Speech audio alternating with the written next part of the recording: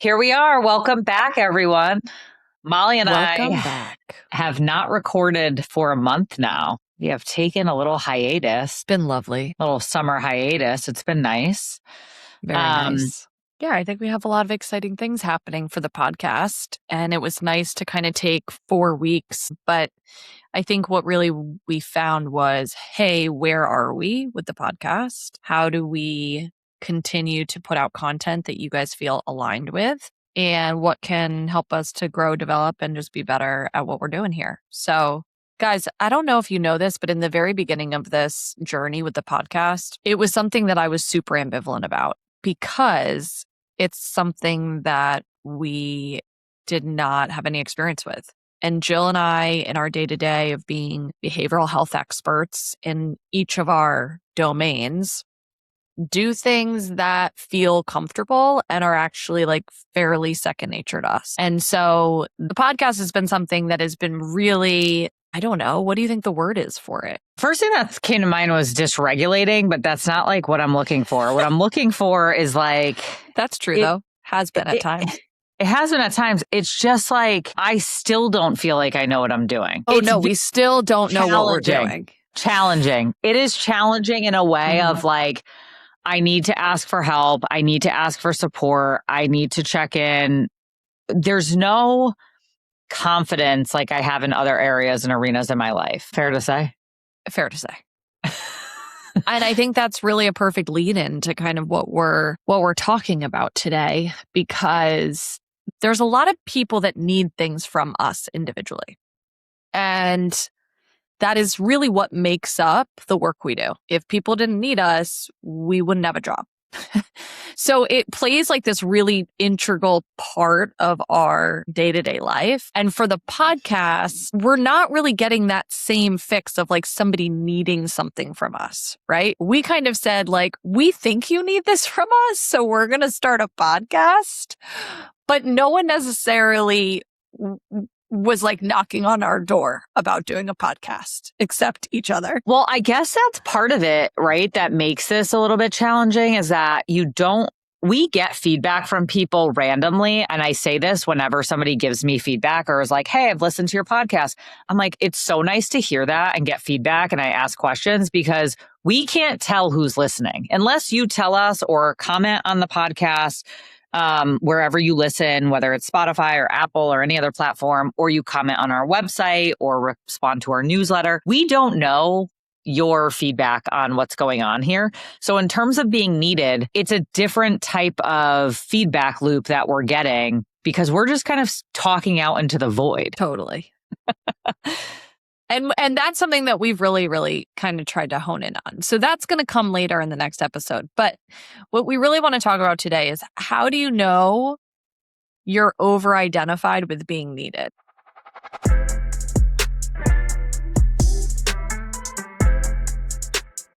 I think this is something that Jill and I have really, really had to hash out over the years between, our careers, our jobs as being moms, friends.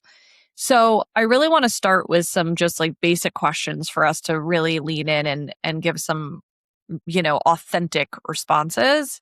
And I think what we've really taken away over the last couple of weeks as well, while we've been trying to redevelop where we're headed with the podcast, is that you guys want to hear more about us rather than hearing kind of us teach you. Right. So the hope is that through these episodes, we're going to start to really align what that looks like. So I just say that when I read this topic, my immediate reaction was this isn't me at all. Like I always say I'm the least codependent person. I don't have a problem with like letting people struggle or having to like jump in and fix. But I will say that when I sat there and thought about it, it's like my early on relationships, pre-sobriety, and I guess like even getting into my career as a social worker, I very much wanted to be the savior. I wanted to save people. I wanted to help people, which is ironic because for a very large chunk of that period of time, I was the one who needed saving actually, but that's neither here nor there.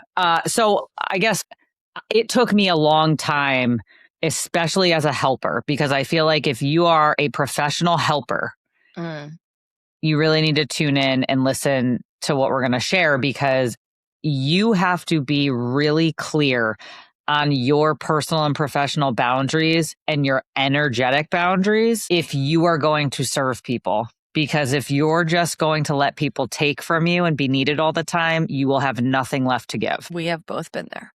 Yes.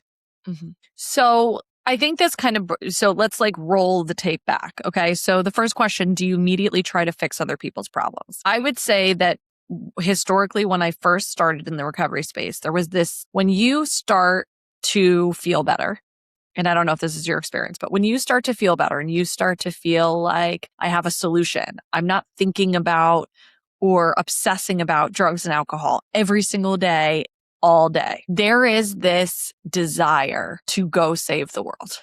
And I don't know if that had been your experience, and we're also taught when we first start to get well that you can help somebody who has 1 day sober or 4 days sober or a week sober if you have a month sober, right? Like you're a couple steps ahead. So reach your hand out and try to help the next person. And really what it taught me is that I had this desire to want to try to save people from their desperation. And when you're working in the behavioral health space right, not working in the behavioral health space and just in your day-to-day life as a parent, as an employer, as a friend, there is this fine line with allowing someone else to have their own consequences and to feel their own desperation to then determine their next level of like grit and resilience. But in the beginning, I paid a lot of price tags for that.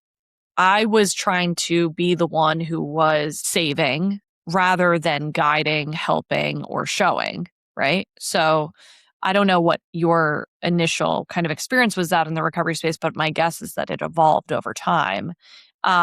Did you feel like you ever struggled to let someone be uncomfortable, especially like in the early stages of like learning how to be comfortable yourself? So I definitely had a similar experience once I got sober, and kind of wanted to shout from the rooftops, like, hey, you can do this too, because if I can come from that and feel better now, so can you. But how I saw this play out for me is in the professional setting. I early on in my career worked with individuals at risk of homelessness that were coming out on parole. So these were all generally inner city men, coming out on parole, really don't have anything, don't have jobs, probably sleeping on somebody's couch or a family's, room. Like there's not a lot there. And there was a lot of substance use issues. And I related to that a lot coming from where I was pre-sober at this point, a new social worker in the field. And I can remember going above and beyond in ways that would make me cringe now if my supervisees told me what they were doing. Now, mind you, I wasn't their therapist. I was a case manager. So some of my role did involve driving them places, getting them connected with jobs, but I definitely went above and beyond. And I think it played into not necessarily, I could see that they were uncomfortable. Like that wasn't really up to me if they were struggling or not. It was more like, I'm going to connect you to this solution. And I would feel like it was a reflection on my ability to help them if they didn't connect to that solution. And so I really, as I supervise new social workers and staff now, it's like, we have to separate the outcome from our effort in this field. I worked in crisis for so many years, and even with that population, right? I didn't always get to see the end result. Some of those guys might be entrepreneurs now, running their own businesses, like successful, own their own house. I don't know. That was like 12 years ago now. They might be in a completely different place now. The point is that sometimes in this field, we only get to plant the seeds. We don't get to see the garden. Like we don't get to see what comes from it. Right. And sometimes somebody remembers a seed that you planted, even if you think that you're not helping because they relapsed or because they couldn't get whatever, a job or whatever the outcome was. There's a couple things that came to mind when you were sharing. One is a really good way to determine how much we were trying to spread the message, at least in my history, and the way that we were going about it. Really, where I get humbled pretty regularly is Facebook memories. Okay. Some of the posts, some of the Yeah. Some of the ways in which I was quote unquote sharing with others and broadcasting was problematic. Okay. I'll just say that. And maybe we can find a few of those in the archives. But the second thing that I thought about when you were just sharing is that there was this, I think when people are so broken, at least my experience, when I was so broken and I was so desperate, there weren't a lot of people in my life that wanted to have a relationship with me. So it made it really comfortable to go try to help people that were a little bit more desperate than I. Right. And I remember pretty early on, I was bringing a support group essentially into a men's prison. Okay. In a way that was more of a service position, but also a lot of these guys would end up paroling out into the recovery houses that I was running at the time. And I remember this one client in particular, and I don't know ever what happened to him, but he was somebody who I was like, God, we have to help him. This would be the comeback story, And there was this desire where I was overcompensating because I wanted it more than he wanted it for himself. And this is constantly where I get myself in trouble, right? The need that I am providing someone else or providing that what I think they need is not necessarily where their priorities are. So it's constantly this me inserting my solution or my roadmap or my opinion, or whatever it is. And so what does it look like when we start to check in with ourselves and say, and I use this line a lot with families, right? And I'm not perfect. And some of the things I share with my families, I'm like, God, I really need to use that today. Some of the ways in which do we say yes or do we start to help before actually checking in with ourselves, right? And so a lot of times I'm always asking myself, is this to serve me or is this to serve the other person? And that's really hard, especially as a parent, right? So I've been seeing this come up a lot in our in my business, right? When we are looking at families who are really trying to soothe themselves, which may not actually be helpful for their loved one who's going through some sort of challenge. So I'm interested to get more curious about that part of what kind of comes up for me, because I think we tend to, as a society, over-identify with the idea of being needed, both as parents and especially women, right? As moms, as a friend, as a daughter, there's this hamster wheel that we're able to kind of catch ourselves on. But what I've really been trying to ask families that I work with, myself at times, my husband, is this for me or is this for the other person? Sometimes maybe it's for both, but what is it doing for me? It's giving eldest daughter vibes. I mean, I am the eldest daughter. I mean, I think that... Eldest daughter... Wait, I have a question about this. Because I hear this a lot and I don't really know the actual kind of context here. Is it you have to be the oldest and a daughter? Or is it, can you be the firstborn daughter and there be a male ahead of you? I think so. Okay. The whole point of it is that, and this goes into kind of where does this need come from? We kind of covered how we were taught in early recovery to help others. And also, just we learn to get out of ourselves by helping others. And this fixing comes. But a lot of people have this thing that comes from early childhood or their childhood families growing up. Oldest daughters are more likely to take on the emotional responsibilities of the family system. And what I mean by that is they are very hyper aware of what needs to be done to keep everyone happy or not upset. And so for what this really points out for me... I don't think I did a good job at that. But you might have tried and failed and then used drugs. So for a lot of people, I think about adult children of alcoholics. And I know most recently with ACOA, they have renamed to adult children of dysfunctional families. Interesting. Okay.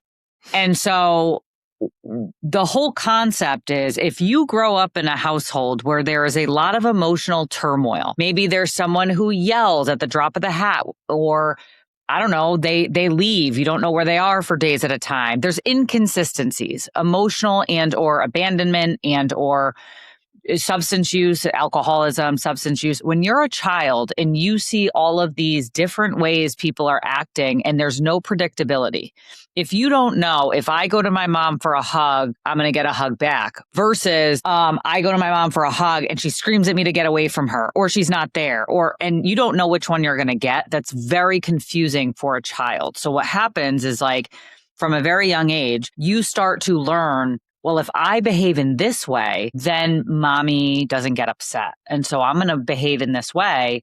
So in some way, it's a people pleasing thing. But then there's also these tasks that sometimes you take on to be needed all the time, whether it's an emotional needing or, a task oriented needing. And that's just like an example. But I see that a lot in my professional work, that the role that you take on into adulthood, and especially parenting your children, there's a lot that comes from how you grow up and what you're taught about your own emotions. And I talk about that now a lot with my children, like naming emotions, talking about emotions. Children don't have the vocabulary for their emotional states. Well, I also think just simply apologizing.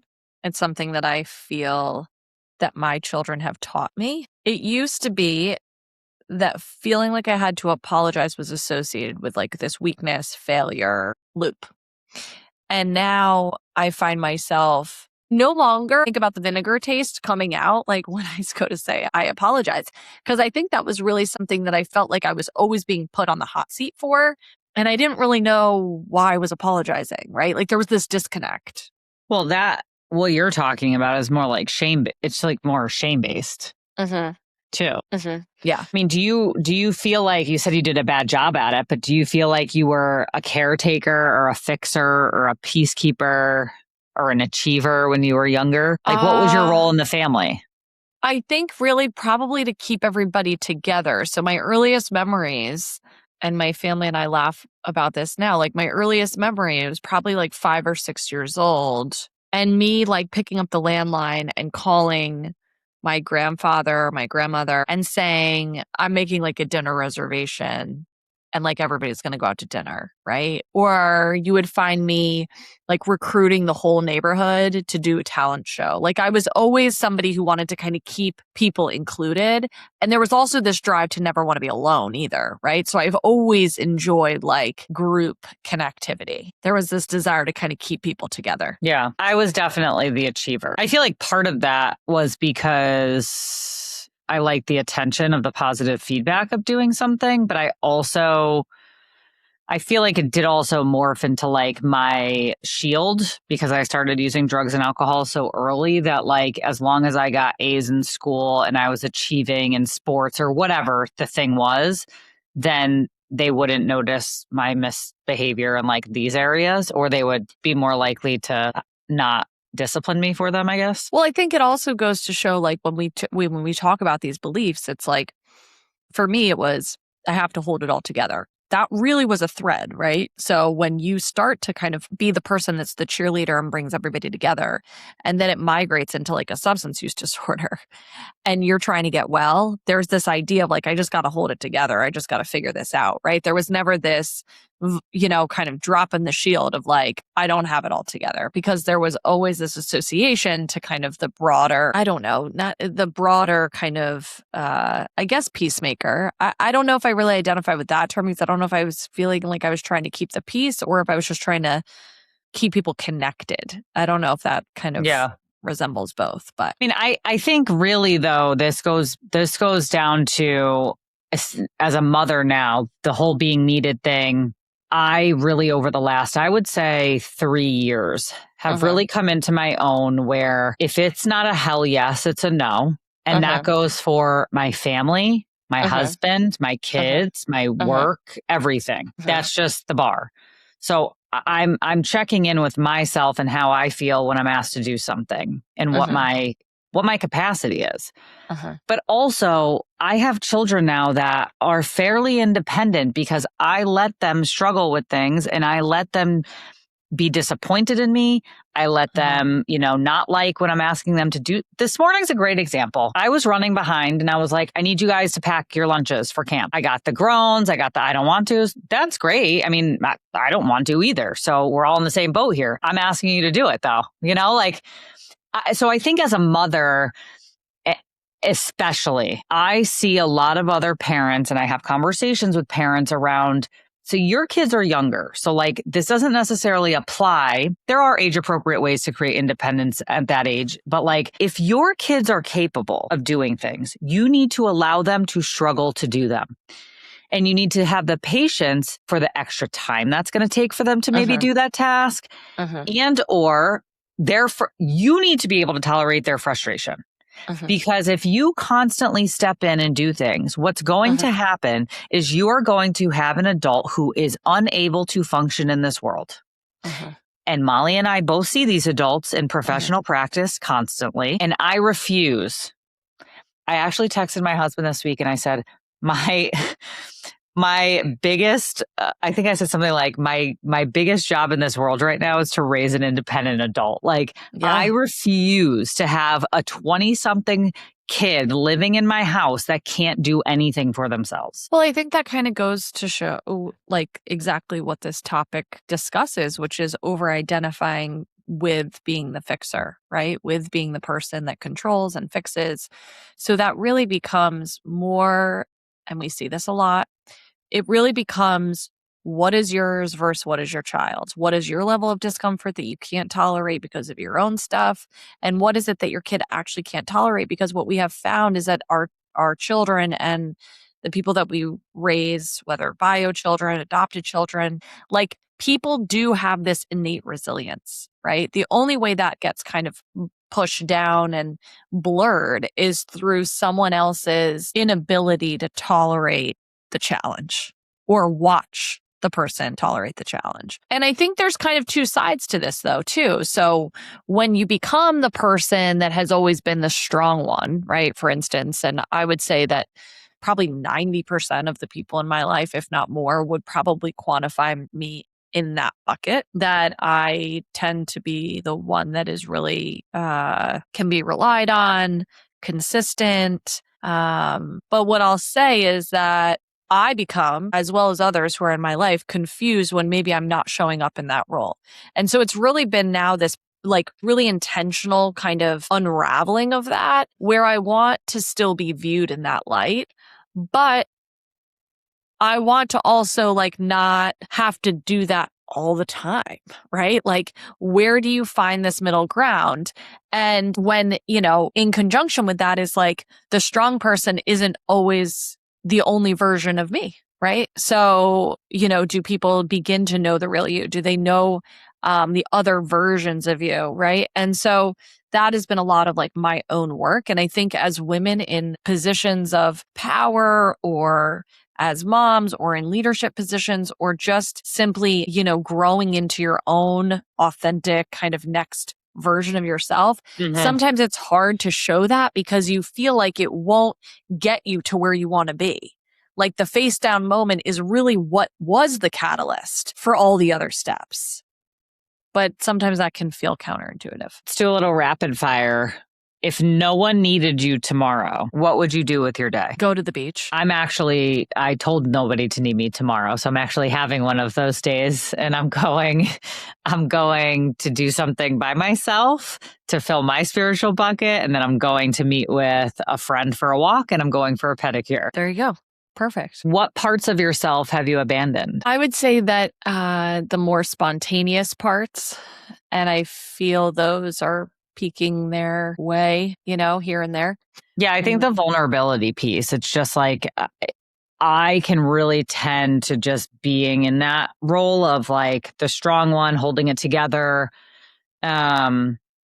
And I know that when I'm not being honest and vulnerable around hey, I'm overwhelmed. Hey, I have XYZ. Those parts of me can come across too strong for some environments, particularly my husband. So if your job disappeared tomorrow, who would you still be? Yikes. I would have a lot of free time on my hands. I know that.